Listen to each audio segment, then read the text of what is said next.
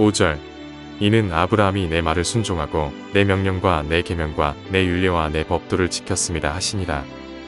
28절 그들이 이르되 여호와께서 너와 함께 계심을 우리가 분명히 보았으므로 우리의 사이 곧 우리와 너 사이에 맹세하여 너와 계약을 맺으리라 말하였노라.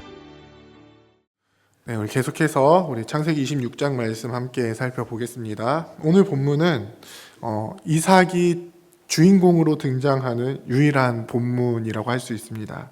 이스라엘 민족이 이 언약의 하나님에 대해서 이야기를 할 때에 자주 사용하는 표현이 아브라함과 이삭과 야곱의 하나님이라는 표현인데요.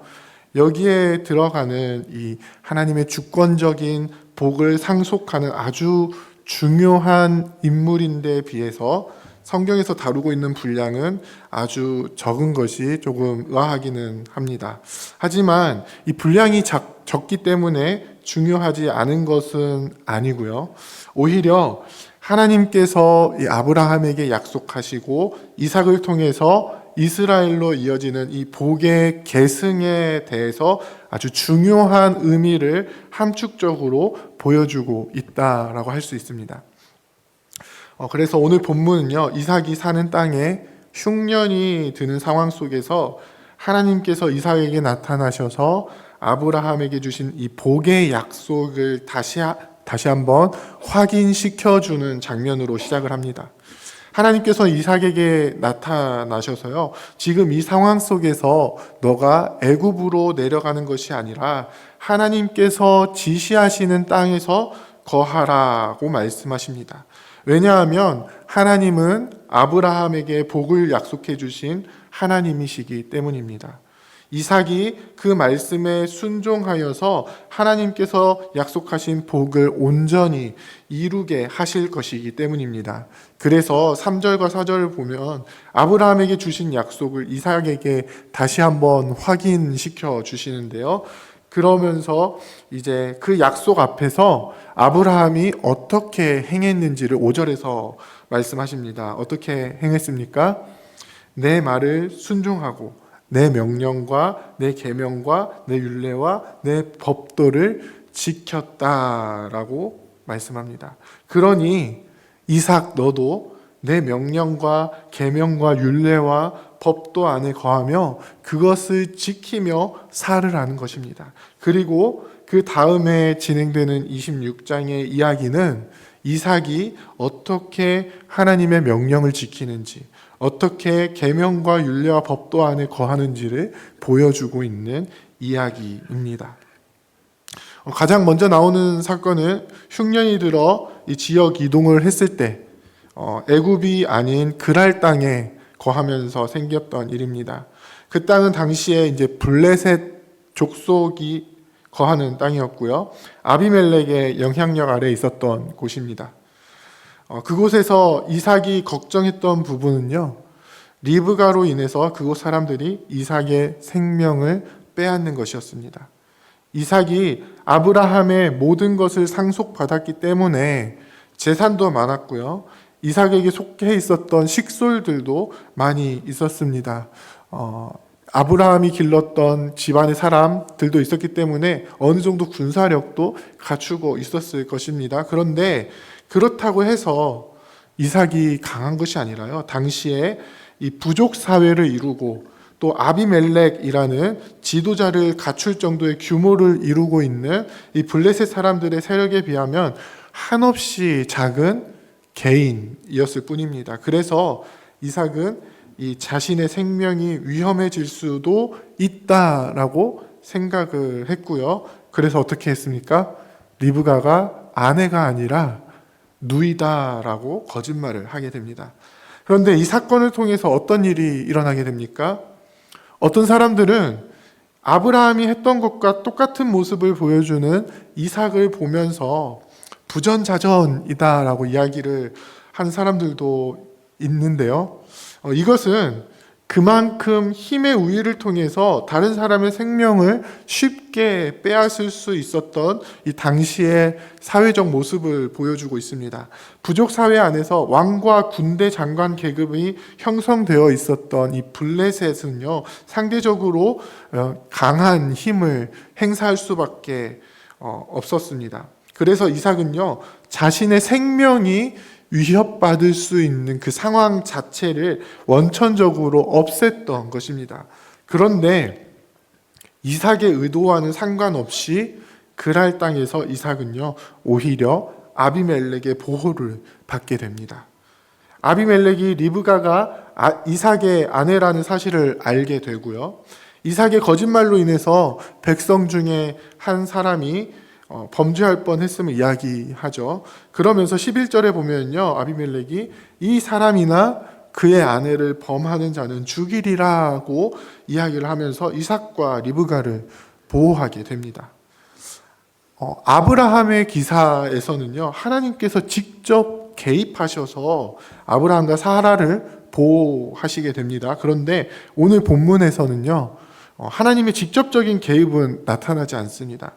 하지만 26장을 시작하면서 하나님께서 이삭에게 나타나셔서 아브라함에게 하셨던 약속을 확인시켜 주시는 것을 통해서 이 장면은요, 하나님께서 이삭과 리브가를 보호하신 것이다라는 것을 분명하게 알게 하십니다.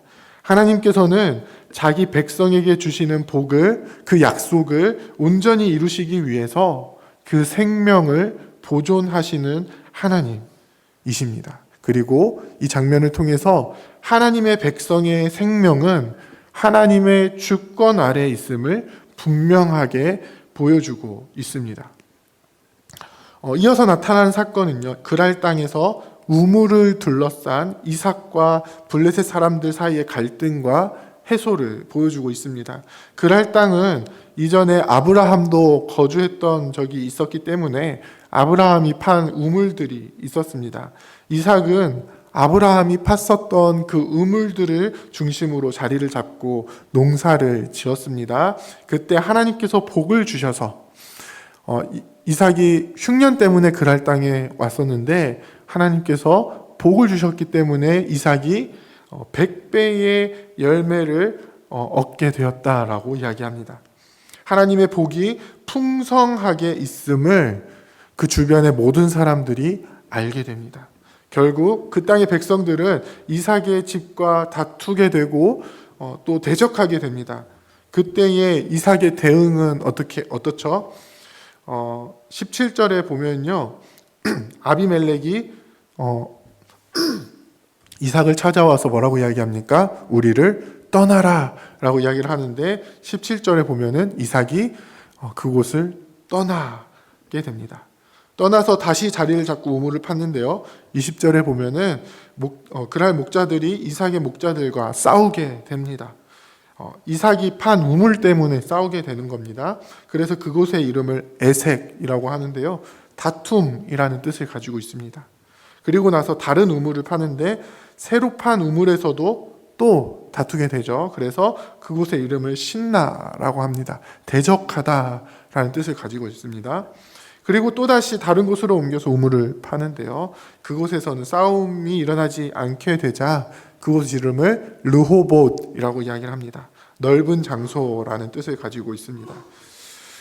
이삭이 우물을 팔 때마다 블레셋 사람들이 와서 싸우게 되는데요. 이것은 당시 지역에서 우물을 파는 것이 쉽지 않았기 때문입니다. 그런데 이삭은 파는 곳마다 우물이 나고요. 오늘 본문에서는 샘의 근원을 얻었다라는 표현을 합니다. 몇 번 물을 퍼내면 말라버리는 것이 아니라 계속해서 물이 솟아나는 물의 근원을 얻은 것입니다. 그것을 보는 블레셋 사람들은 어떤 생각을 했습니까? 처음에는 시기하고 질투를 하죠. 그래서 이삭에게로 가서 싸움을 하고요. 그 우물을 강탈하게 됩니다. 이 우물은 하나님께서 이삭에게 주시는 복을 가시적으로 보여주는 것입니다. 하나님께서 주시는 복의 수여자가 이삭이라는 사실을 분명하게 나타내는 매개체입니다. 그래서 그 땅의 백성들은요, 처음에는 그 복을 강탈하려고 이삭에게 싸움을 걸고 빼앗지만요. 나중에 가서는 어떻게 합니까? 28절에 보면요. 아비멜렉이 다시 이삭을 찾아가서 여호와께서 너와 함께 계심을 우리가 분명히 보았으므로, 이삭에게 주시는 복을 그 땅의 백성들이 분명하게 목도하게 됩니다. 그리고 이삭을 지키시는 분이 하나님이심을 분명하게 알게 됩니다. 그래서 우리와 너 사이에 맹세하여 계약을 맺으리라고 말하게 됩니다. 어떤 계약이죠? 너는 우리를 해하지 말라. 앞에서도 말씀드렸지만 이삭과 비교했을 때 당시 부족 사회를 형성하고 또 왕과 군대 장관 계급을 형성하고 있던 블레셋이 훨씬 강한 힘을 가지고 있습니다. 해를 가한다면 블레셋이 이삭에게 가했지, 이삭은 오히려 싸움을 피하며 우리가 잘 알고 있는 것처럼 평화롭게 그 일들을 행했습니다. 그런데 블레셋 사람들은 이삭에게 우리를 해하지 말라고 부탁을 합니다. 힘의 우위가 이삭에게 있다라고 이야기를 하는 것입니다. 그러면서 뭐라고 이야기하죠? 우리가 너를 범하지 아니하고 선한 일만 내게 행하여 내가 평안하게 가게 하였음이라고 이야기를 하죠. 사실 그들이 이삭에게 선하게 행하지는 않았습니다. 오히려 하나님의 복을 강탈하려고 했습니다. 이삭에게 이제 그 복을 강탈하려고 이게 폭력적으로 오히려 행하였습니다. 그런데 이제 이삭에게 무엇을 요구하고 있습니까? 너로 인해서 우리가 해를 당하지 않게 해라. 이렇게 요구하고 있는 것입니다. 이 말 뜻이 무슨 뜻이냐면요. 이제 너가, 이삭이 하나님의 복을 받는 사람이다라는 것을 인정하고요. 그리고 그것을 통해서 무엇을 이야기하는 거냐면요. 하나님께서 아브라함을 통해서 해주셨던 약속, 이삭이 그 약속을 이어받아서 그 약속이 이루어지기를 이 세상 사람들이, 블레셋 사람들이 이삭을 통해서 바라보고 있는 것입니다. 무엇이냐면요. 그의 씨를 통해서 모든 족속이 하나님의 복을 받게 되는 그것을 이야기합니다. 블레셋 사람들은요. 이삭을 통해서 보여지는, 이삭을 통해서 나타나지는 그 하나님의 복을 블레셋 자신들도 받기를 원하고 있었던 것입니다. 사랑하는 부평교회 성도 여러분, 우리의 삶 가운데에 하나님의 복이 임하게 된다면요, 우리는 이러한 삶을 살게 됩니다. 어떤 삶입니까? 하나님의 복을 받은 자로서 그 복을 이 땅 가운데 흘려보내는 백성의 삶입니다.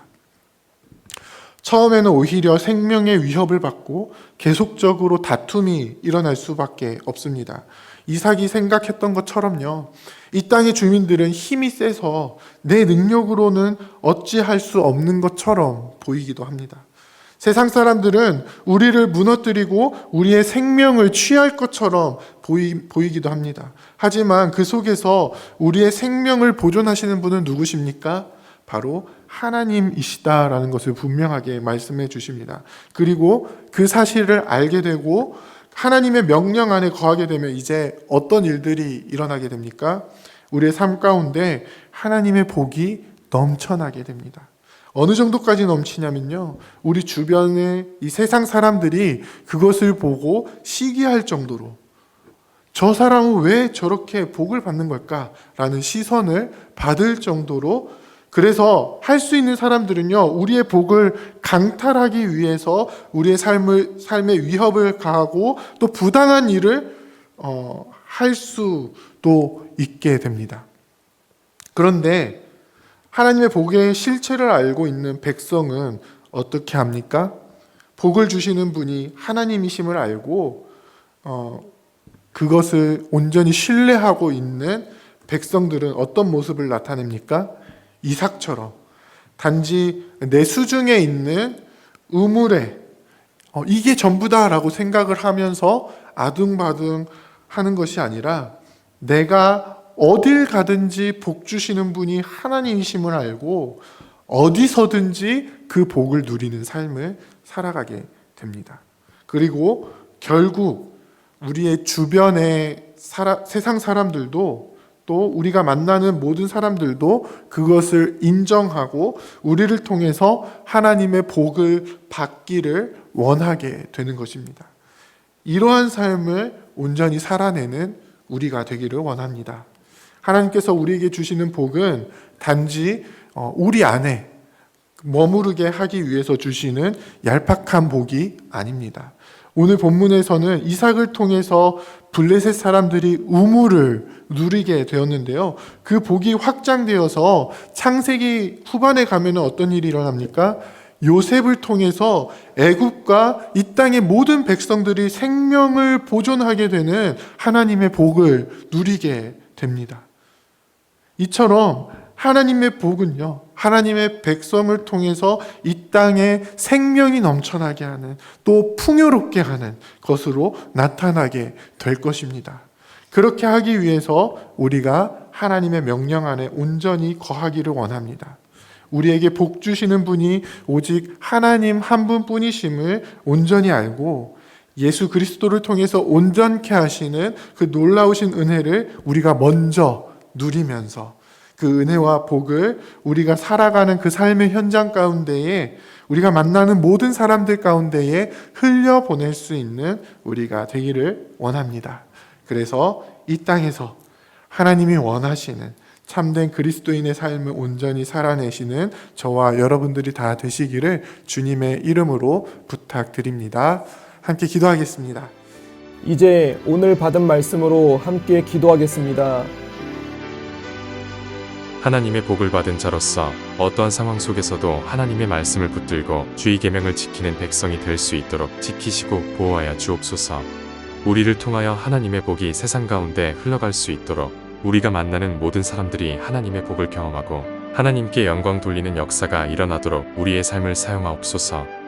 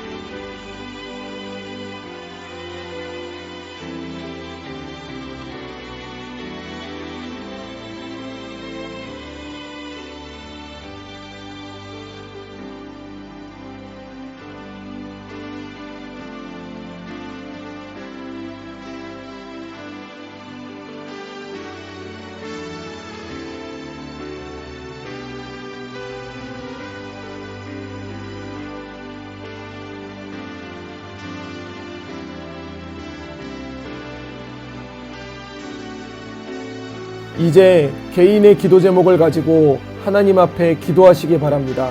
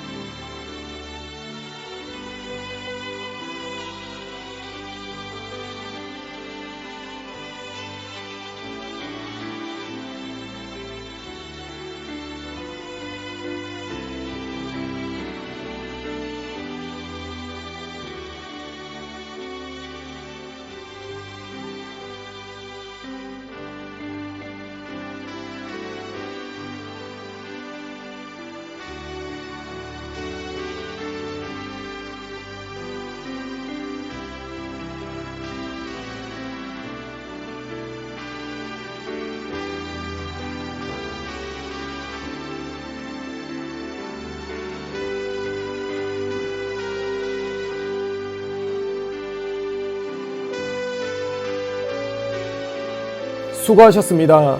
오늘도 하나님의 인도하심 가운데 승리의 하루를 보내시는 우리 재건부평교회 모든 성도님들이 되시기를 주님의 이름으로 축복합니다.